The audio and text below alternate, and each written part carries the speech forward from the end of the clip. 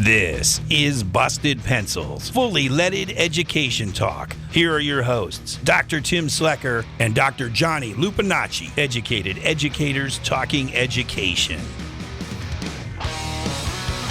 Welcome, Monday Night Bust-Ed Pencils, fully leaded education talk, educated educators talking education. The number 844-967-2789. 844-967-2789. Johnny, it's Monday. It's Bust-Ed Pencils 5 days a week. Anya's back in the studio. We are so happy to see Anya. I'm happy to see you guys. Oh my! Yeah. A little bit of a bumpy road last week. Well, it wasn't. Anyway, cars are there. We need them. Sometimes other people think they want them, though. Maybe that's what we could put that out there. But we are so happy to have Anya back. Anya, 5 days a week. We are, we did it last week. We're here, a little bit of a bumps, as we said, but we are so excited to bring, the roots, the foundation of democracy, public education every day, 5 days a week now, for all of you out there, that this is the show where you can say, wait, I can talk about Friday Night Football, I can talk about the prom, and I can make a connection to democracy. Yes, you can, all the time. In fact, if you want to do that, 844-967-2789. Johnny Lupinacci, weekend. How are you, my friend?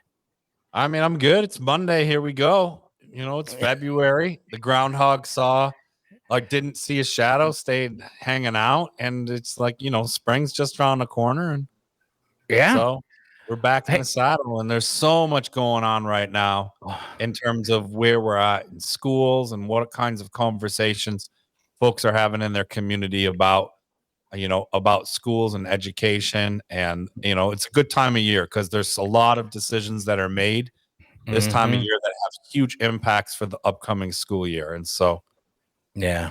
Well, and say our guest tonight and last week, you know what, Carol, it was a crazy week. So we are glad you are back, though, this week. A little under the weather last week. Carol Burris, executive director of the Network for Public Education. If you've listened to the show, she's been on the show, she's been on the podcast, but we are so happy, Carol, because we were thinking, Bust-Ed Pencils 5 days a week now, Network for Public Education. There's a partnership here in the future that we can see Carol Burris and the Network for Public Education as a regular addition to the show in some way, shape, or form. Carol, you still feeling that? I'm still feeling it, Tim. Good. Gotta get the word out however we can. Well, get the word out. And so, we've had some conversations too locally because, the show comes out of the Madison, Milwaukee, Wisconsin, all over the state of Wisconsin now, the Wisconsin Public Education Network. And I know you've had some with Heather Dubois-Bernay, their founder. We've had some conversations there, and boy, we could see some real great possibilities of the network, the National Network for Public Education, the Wisconsin Public Education Network. Boy, what a great powerhouse, and we could really bring some incredibly strong information. As we said, the show is about public education, but mostly it's about democracy. Because you say there is no democracy without public education in this country. Carol, though, in case anybody is just the first night they're tuning in on a Monday going, I usually listen on Tuesday. I didn't even know Bust-Ed Pencils was on Monday. We have some, people out there who are listening saying, Network for Public Education. Carol, tell us about the network. Give us some background story. What are you doing? Where'd you come from? Where are you going? Well, the Network for Public Education started about 10 years ago, a little bit more than 10 years ago now. And it was founded by Diane Ravitch, education historian, who had been a conservative, who was right in there with charter schools and vouchers and testing. And then she just started looking at the data, she started looking at the numbers, and she said, this stuff isn't working. And so she went to, the Fordham Foundation and all the other people that she was working with, and she told them that their attitude was like, well, this is what we do. We don't care. And so Diane just bucked the tide. She started speaking. She started writing. She wrote a fabulous book, best-selling book, Death and Life of the Great American School System, that just rocked the world and rocked teachers. And shortly after that, she founded the network with Anthony Cody, a teacher from Oakland, California. And it's been going ever since. And I was a high school principal in New York. I was like thoroughly disgusted with the idea of evaluating teachers by test scores and the Common Core and charter schools and all the other nonsense. And so I wound up retiring at 62. And I just had to I told the teachers, I said, I can't do this anymore. I can't do this to you. I can't do this to kids. And when I retired, Diane said, well, how about being the executive director? No, it's just a little job. How about not retiring? Yeah. And I've been working really hard ever since. It's not as stressful as being a high school principal. Nothing's as stressful as that. But we're at a really difficult point in this country. And after Betsy DeVos was appointed Secretary of Education, our organization really took off. We had a mailing list of about 70,000. 2 months after Betsy, it was 350,000. Wow. And we've maintained those numbers and keep on adding on. And while some of the issues that were really on people's minds at that time have kind of slipped away, where our big focus now is the one piece of race to the top that never went away. And that is charter schools, and now being joined by vouchers, and the privatization of public education that has been hijacked by the right. And it has now become a force to destroy public education in this country. And when you say that, I know this, sometimes, somebody's out there saying, really destroy public education? Aren't they just criticizing it, offering different visions? And it's the answer is no. And I want to just go backwards in time, though, Carol. When you say, 10 years ago, the network came to being. 2 or 3 years before that, we were moving in the opt-out movement to push against this. To Save Our Schools March happened in Washington, D.C. The network came out of this, and I've had some conversations with Diane, another great guest on our show too, Matt Damon's mom, Dr. Nancy Carlson Page. We've been reflecting on this, saying, 10 years ago, were we naive to think that doing the active and the action and the activist work was going to make a difference? Because, as you pointed out, it's worse now than it's ever been. Would you agree with that assessment? Yeah, I would. It definitely is. And it's the money. I think a real turning point was when the Koch brothers got into the game. They had never meddled in public education. It was never on their radar. And I'd say probably it was about 7-8 years back. I remember reading how all of a sudden they were convinced that public education was this issue. And their money, combined with Betsy DeVos, combined with Alice Walton, combined with just a Reed Hastings, just a host of billionaires, some who are sort of neoliberal quasi-democrats, and others that are just hardline right-wingers and libertarians. They've taken over. And, it's interesting. It all goes back. We're having a report come out pretty soon on grading the states. And we do sort of a retrospective in it, like, where did this movement come from? And, it came from segregation, right? That idea of school choice after Brown v. Board. But at the same time, you had Milton Friedman in the background talking about this, talking about how people should have money, how to just go and shop for a school, right? That there should be vouchers. And even we quote a conversation that he had even to the point where his ultimate goal was to have parents pay for K-12 education, kind of that Back to the Future vision from the 1700s. Right. The way they pay for college, right? Right. And he says in this interview, he goes, and and then there'll be something for the indigent, right? We know what there's going to be. It's going to be an online school, a crap online school. Yeah. Right? All of that. I mean, you say the layout, and going back to saying, yes, this is an attack on democracy. People are like, oh, public. So it's like, yeah, but recognize what we're talking about here. This attack now, even way beyond, we've traced it, as you said, Carol, segregation. There are different marking points to say, when did the war on public education start? 1983, A Nation at Risk, No Child Left Behind, Race to the Top, all, one movement or another, though, really forcing and focusing and really trying to eliminate, and put this out there, eliminate public schools. And as you're pointing out now, Carol, the voucher movement, the privatization, the charter movement, those are some of the biggest issues now that keep really coming up. And so when you're out, listening, this is where we want to bring the show tonight, really, particularly with Carol. And boy, people are like, how come you're not letting Johnny talk tonight, Tim? I will. Everybody relax. Come on. We'll let him jump in there. But it's to recognize these things that we hear so much about. And we say, my neighbor hears about vouchers. My neighbor hears about charters. But they continue to maybe not have the opportunity to say, but what's wrong with them?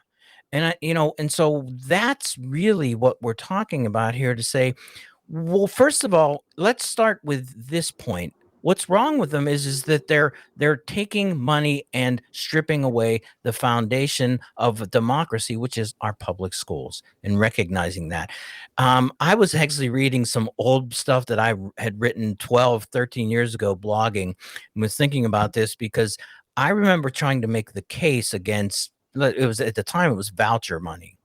And I remember arguing with a lot of people who were saying, well, but Tim, I am so tired of paying tax dollars for your kids to go to school. And I'm finally, it rang, we'll put this up there as we're coming up on, we get ready, and I want to come back to this. But Carol, this is not a way to save taxpayers' money when you get vouchers and charters, because the money is still going to go out there. There's no discounted rate because vouchers happen. If you're paying taxes, you're paying taxes. Vouchers more when we get back.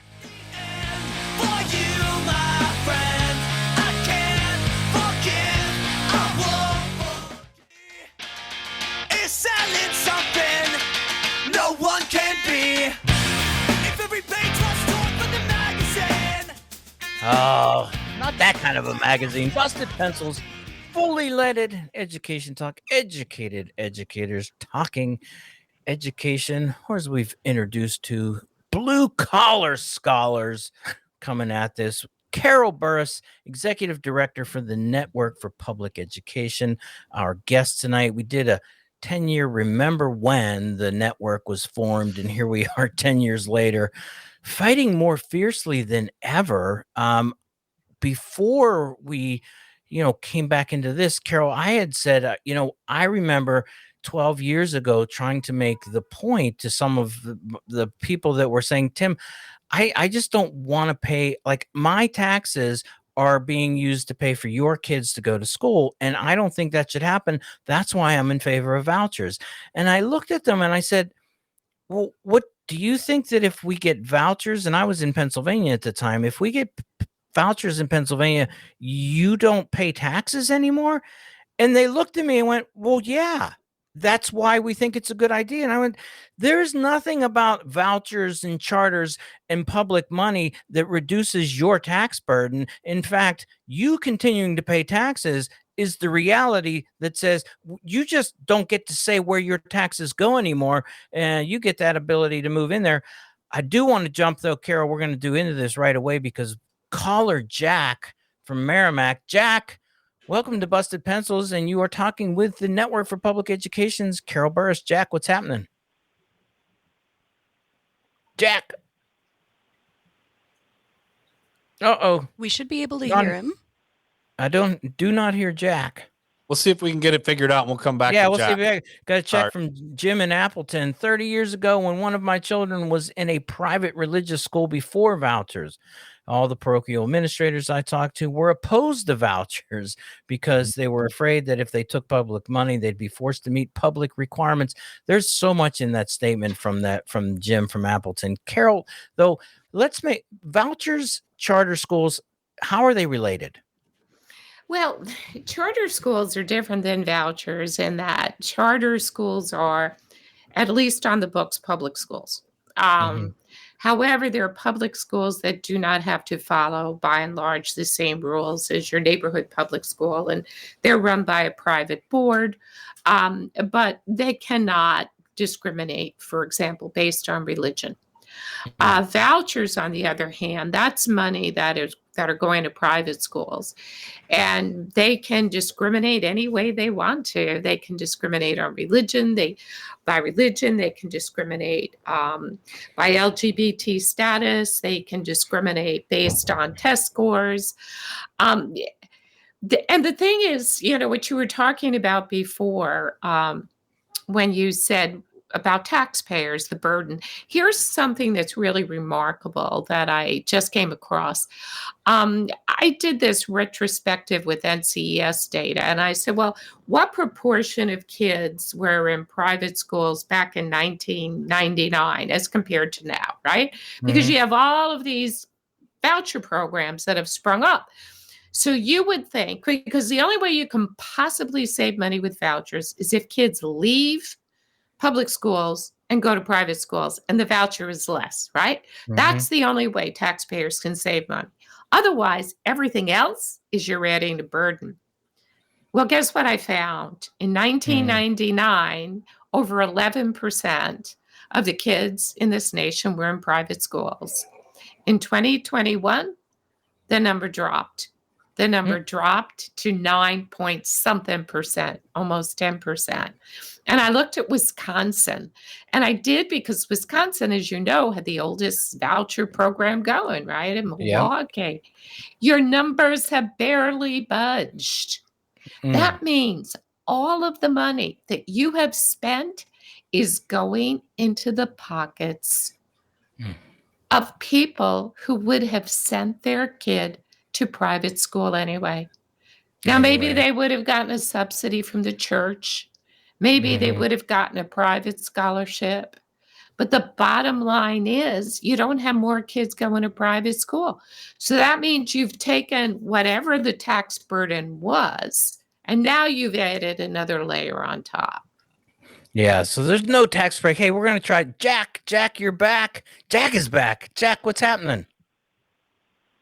Yeah, the statistics I've read basically said that somewhere over 50% of the students who are now in private schools would have actually were in private schools previous to voucher or school choice programs, whatever you want to call them. And so basically what we have here is a system that is giving public funds as welfare to those people who have already got enough money to put their kid in private school anyway. Now, you know my background. I mean, I've taught in all kinds of schools. I taught for over 40 years before I retired. And I found out that basically school choice is exactly that. The school gets to choose. They can choose, as was just pointed out, they can choose whom they want based on test scores, attendance, other whatever preferences they particularly want, and there is essentially no regulation on that. Public schools, on the other hand, as you know, have to take everyone, and they have to teach everyone and do a decent job. And it's basically, first of all, giving welfare to people that probably don't need it because their student was in private school anyway. And secondly, it's robbing Peter to pay Paul. A perfect example of this is what just happened in the last so-called budget of Wisconsin. $3,000 per student was given to private school voucher programs, and the public schools were allowed to add $312, I think it was, per student for their fundraising. But here's the catch. The $3,000 came out of our Wisconsin state budget surplus that we had of some $7 billion. The $312, oh, you want that for your schools? Fine. Vote yourself an increase in your property taxes, because that's the only thing that was allowed.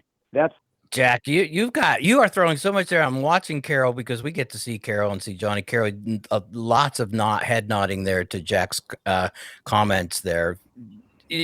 Jack and Carol, I think you'll back me up. It's about the last I heard in Wisconsin was 75% of kids receiving vouchers were already in private schools. That was the last number I had from Ruth Conniff at the Wisconsin Examiner. Carol. Yeah, that sounds about right. But, even with that other 25%, that's not necessarily a kid transferring in. That's kids, for example, starting high school in a private school who would have started high school in a private school anyway. Or kindergartners going in. We haven't, that's what shocked me when I looked at the numbers this week. The needle hasn't budged, right? You would expect that if this money is actually pulling kids out of public schools, and this is the proportion of kids, the numbers would go up. They're not going up. It's welfare. For the welfare. And hold on. Make sure you come back, though, because we are going to get at, the charter schools in the right-wing turn. Bust-Ed Pencils, Carol Burris, more when we get back. I hope you choke on every pill. Right through the arms and soul. Your hands I can't seem to find. Pollution burns like Welcome back. Bust-Ed Pencils, fully leaded education talk. Oh, always coming here for the music, too. Of course, the education talk. Educated educators talking education. 844-967-2789. Jack was on the phone last. We were, really happy to hear from Jack. Carol, though, making the move, though, the charters, I think we got this here, but, the report here that we'd put out there, I'm just going to read from A Sharp Turn Right, a new breed of charter schools delivers the conservative agenda. This is, quote, American taxpayers across the country are funding the recent explosion of growth in far-right Christian nationalist charter schools, including those affiliated with Hillsdale College. And this is according to the new report, A Sharp Turn Right, a new breed of charter schools delivering the conservative agenda. Carol, why is this, explain the distress level that people who might not know about this, why do we care that charter schools are moving right? Well, it's taking your tax dollars and it's using them to isolate kids in these schools where they are not going to encounter other kids who think differently than they, right? And that's really worrisome. They're using these charter schools as breeding grounds of white Christian nationalism. Hillsdale College is, I think probably most of your listeners are familiar with it. It's extraordinarily right-wing. It prides itself on taking no money from the federal government, though its charter schools do. They don't have a problem with that. They helped create Donald Trump's 1776 curriculum. They're very close with Ron DeSantis. The president of Hillsdale was the guy who said in Tennessee that teachers come from the dumbest parts of the dumbest colleges in America, right? that anybody can teach. That's another one of his quotes. So what happened was they decided to start these charter schools through something called the Barney Charter School Initiative. And it's not that purple dinosaur Barney that they're talking about, that lovable little guy. This is billionaire Barney, Stephen Barney, another right winger. And what they do is say there's a community in Wisconsin that's very conservative. In fact, I know you have at least one Hillsdale charter school in Wisconsin. And they get together and they get in touch with Hillsdale. Hillsdale gives them the curriculum, trains the teachers, helps them get going. And then they agree to teach, kindergartners Latin. And all of the other stuff that they do, right-wing history, social studies curriculum. And these schools are spreading. There was one recently, one that's opening up in South Carolina. Board members were all Moms for Liberty. They recently held a forum, the Moms for Liberty. They brought this principal of the new Hillsdale Charter, as well as an organization called Gays Against Groomers, to come and speak, which is a hate group. Yeah. And these are not gays against dog groomers, right? I mean, this is this crazy right-wing group whose acronym is GAG. They actually use that. And these are the people that are going to be educating kids. There's one in Ohio we've been following in the report. Has a cross on the top of the building. They have it in an old Catholic school. Pictures of the Madonna on the walls. A crucifix up in the gym. It does everything it can on its website to make it look like it's a free private school. Doesn't even say it's a charter school. Now you say, well, all right, there are private schools they do that. This is completely paid for by taxpayers. Right. And to make matters worse, and I wrote about this in the Washington Post, the federal government gave it a $2 million grant to expand federal charter schools program. $2 million. And you read the application and they talk about how they want to help underserved children in the Cincinnati area. Well, unless you consider white nationalist kids to be underserved, that is not who they're helping. The kids in the school, we looked at the demographics. It's 2% Black in Cincinnati that has a school population that is over 60% Black in the public schools. It's 12% for your reduced price lunch. Cincinnati, it's 80%. It is a segregation academy. It is a place, for parents to send their kids who don't want their kids with those kids. And these kinds of charter schools are springing up all over the country. Wow. Lots and lots there. L.A. Tom is on the line. L.A. Tom, what's happening, my friend? Hey, guys. First off, happy Monday. Thank you. First, we the people ultimately are the government, and we must never forget that. I'll tell you what we need to do. We need to really start making a push for good government, and good government in terms of what it is that, so we can say that our schools are actually good government knowledge centers.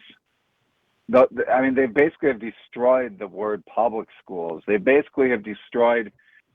The one thing Republicans do very, very well is messaging, and we all know that.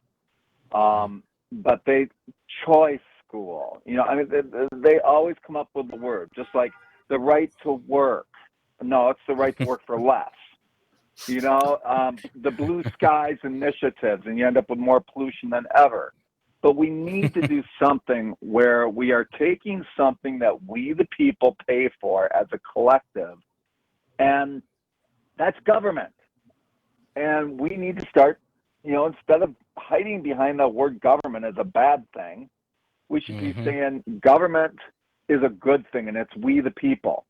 And if you're going to sit there and talk bad about government, whether you're on the Democratic side or the Republican side, then you know what? Get the hell out of government. You don't belong there. L.A. Tom, he's just bringing it. Johnny, I see Johnny like, oh man, L.A. Tom's hitting it hard. What? And I thanks Tom for the call. Always appreciate it. And Carol, thanks for the time tonight as well. This is an important conversation that has so many complexities to it. But Tom's call brings us back to that important aspect that education ought to be and arguably is vital to a healthy, strong government of any type, right? And so if that type is democracy, then that's committed to a diversity of ideas. It's not even necessarily bipartisan. That's not liberal or conservative. That's committed to a diversity, a complex mess of ideas based on what? Well, based on hopefully scientific consensus on some things like here are some important skills in mathematics. Here are some important skills in reading literacies. Here are some, traditional kinds of things like reading, writing, language acquisition, these skills, also how we make decisions together. All of these things, right? And so schools play a vital role in that. Well, all the things we've talked about here tonight kind of touched on different aspects of ways in which government was utilized, right, as a mechanism to sort of break up the idea of having a common public school system, right? And it sort of, so we really back up and we mentioned all these policies, nations at risks, and talked about charters and privates and things. And before there were even public schools, there was essentially public education and private education. It goes back before we even call them public schools, right? And so we can even bring it back into more modern history and say we've had private education and public education coexisting in most places. And this is this utilizing government to really dismantle public education. Did it hurt private education? I mean, the verdict's out there. In some places, maybe yes, maybe no. Did it help it? The verdict's out there. Maybe yes, maybe no. But there's always been sort of a choice. And to break it down simple, if you're elite and you've got money, you want to send your kid to a private institution, you have always been able to do that, and you will continue to be able to do that. And by and large, that's most of the people that attend private schools, aside from scholarships and other kinds of maybe some fundings that exist out there. So when we get into the whole charter thing, for listeners to think about, it's hard to just say it's charter schools versus public schools, because Carol brought this up. Charters are kind of a function of public schools. So really what we're needing to have discussions around and important information like Carol's sharing with us tonight is the discussion around how have we lost kind of the direction and the support for public education in support of a democracy. But this is a public school issue, and charters are every way kind of complicating it and making it really messy within it. But this is an important public issue because there are different types of charters and there are different things that opened up, right?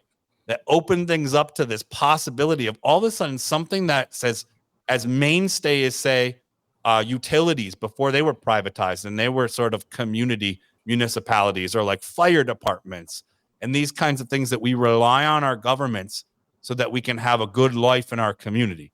Public education was part of that. It was a mainstay.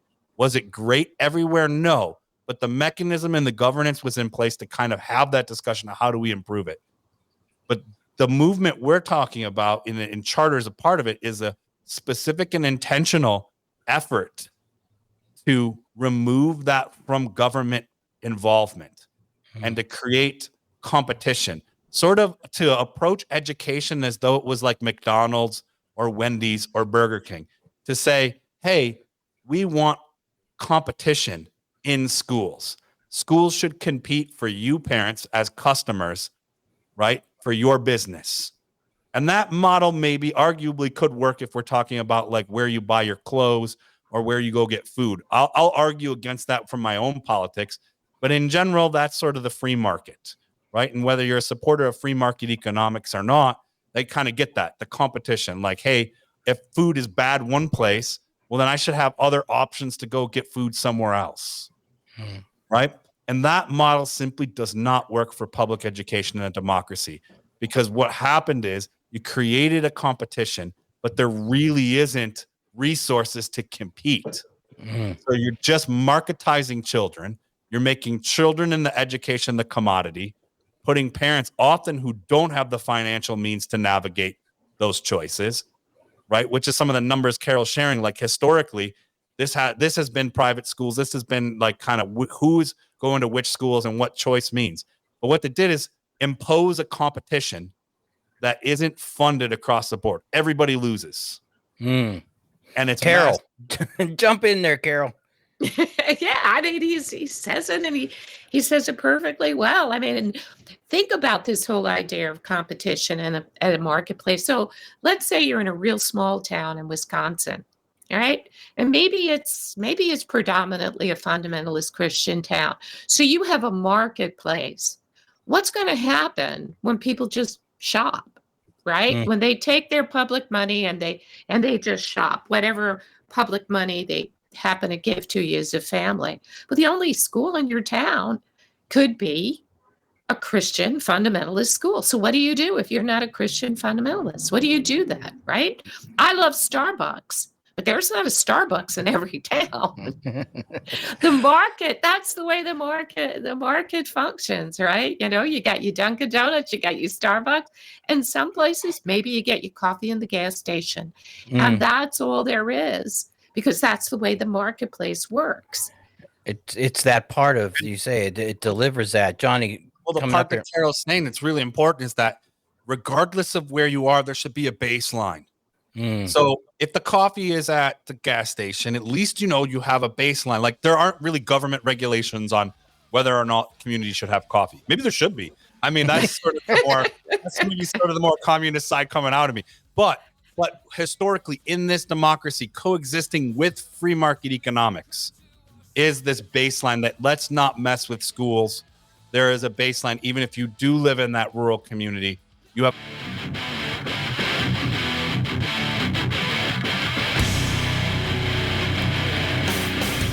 Bust-Ed Pencils, fully leaded education talk. Educated educators talking education. The number 844-967-2789. Where has the time gone? Carol Burris, Executive Director, Network for Public Education, talking about, well, first of all, 10 years now the network's been out there advocating for public schools, looking at charters, looking at vouchers. Carol, but, you know, we're going to let you head off to the evening there, because this is, you know, we appreciate you taking the time with us. Looking forward to a continued Network for Public Education on Bust-Ed Pencils as a regular spot. Carol, though, you had mentioned, though, before you go, there you guys are working on something new, though, too, right now, and wanted to give you an opportunity to just kind of let us know what's happening with the network, when it's coming out, and where we can find more information. Yeah, well, you can always find us at our website, which is networkforpubliceducation.org. But what we're going to do is we have a 50 state, actually it's 51 because we put DC in it, right? So a report card grading each state on its commitment to public education, its commitment to democratically governed schools. Have to tell you, Wisconsin doesn't do so great. I don't think it's an F this year, but it's kind of close. Spoiler. But we look at a variety of factors. We look at privatization. We look at homeschooling and the laws that protect children or don't protect children around homeschooling. We look at financing education. We look at teacher salaries. We look at the laws around curriculum bans and book bans. And we rate each state. It's pretty extensive. We're really excited about that. And we're planning on releasing it during Public School Week, which is the last week in February. I believe it starts February 26th. And yeah, you know, try to wake people up. That makes me think then. So end of February, the Network for Public Education, when you guys release that, we're going to have a grand releasing on Bust-Ed Pencils. That just makes perfect sense to me, don't you think, Carol? I think it makes great sense. I'd love to do it. Love to Carol, do it too. And I'll make sure you get it early so you can read it. Yeah, give me the opportunity. Well, Carol, thank you so much for busting pencils with us tonight. And we look forward to that report. We will catch you. Thank you, Carol. And be careful out there. Okay. My pleasure. Tim and Bye-bye. Johnny. Good night. Yep. Bye-bye. Bye-bye. Johnny. So Johnny Lupinacci, come on in there, man. And you know, backwards or behind the scenes conversations, lots of information tonight.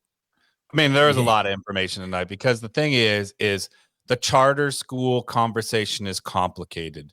And I just, I mean, there are a lot of ways in which we all land on the same page in terms of saying that public education is really important.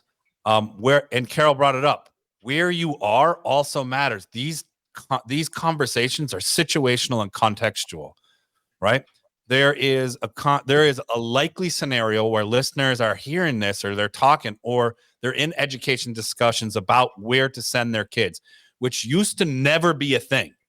You went to school where your there was a important vested community connection.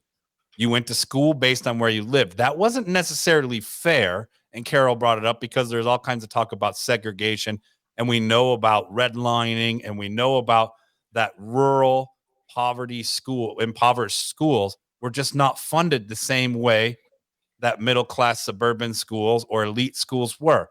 And not even that that we could figure out a way to fund them equally. They were not equitable. In fact, we know lots of those schools function barely on a budget, and that's not right or fair. So there were ripe conditions for not only a dismantling of public education as sort of an institution, but an argument for it, because there were a lot of public schools that were really bad. And I know that's like not what we're supposed to say, but we're not here saying public schools as a concept is bad, or that teachers in that public school were bad, or that principals ran the school into the ground. There was a systematic way in which unequal funding over decades decimated public schools, in particularly in urban and rural communities. And this is really linked to how they were funded. Okay. Right. We can get into all of that, but it was funded primarily on local taxation, which we know was kind of corrupt in a sense, and millages and in sponsorships and things like that. And so it wasn't equitable or fair. That aside, there are places where our listeners likely have children or are in conversation with neighbors who have children, where the public school option might not really be that great or safe. And that's a very real conversation that, Tim, I'm here to have and bring perspective to in this. I think it's important that we land on, hey, public schools are really important, but everywhere there's not an option where it's safe. And that's sad. And that's real. Now, that's why I said conditions were ripe. And remember, I'm a Detroit public school teacher, right? And so, well, not anymore. Now I'm a professor, but I still identify in those roots, right? And I'll tell you, as I saw and experienced a public school system really be put into the place of a condition at which parents became the ultimate victims, actually children and their parents, but adults in the community were all of a sudden going to be saved with charter options, a STEM charter or a health STEM focused charter or a tech school that was a charter. And I'm here to tell you, Tim, I know this is like the equivalent of swearing on this radio station, right? Like I'm not gonna, but this is the equivalent. There are plenty of cases in which these charter schools are much better options than the public schools. And that shouldn't be an argument against public education. That should be a clarion call of like, yo, we've got to do this together better, because when we compete, everybody loses, right? And so this is why I want to get into the complexities of charters. And tonight, it's like we learned a little bit more about what's happening to better invest legislatively in decisions that support public schools. But for our listeners out there, I mean, we are experts on this, Tim. It's part of our job to read on this, to talk about this, and to have been in the trenches of this for 25 some years of our career. But, I'm not an expert as a parent. I'm maybe 13 years into this, right? And I'm hearing, and I get caught in the crossfire of discussion of public, charter, private. And all I want is a good education for my kid. And so there's a lot to break down. There's a ton there. Yeah, we said that, there's a lot there, and it is complex. But I think what you're coming back to, Johnny, here and with the show is that, again, back what we do, public education, and recognizing that if we had some really bad schools, it was a funding issue that got us there to begin with. And so here we are. It's Bust-Ed Pencils. It's fully leaded education talk. Back tomorrow night. Teacher shortage, special education.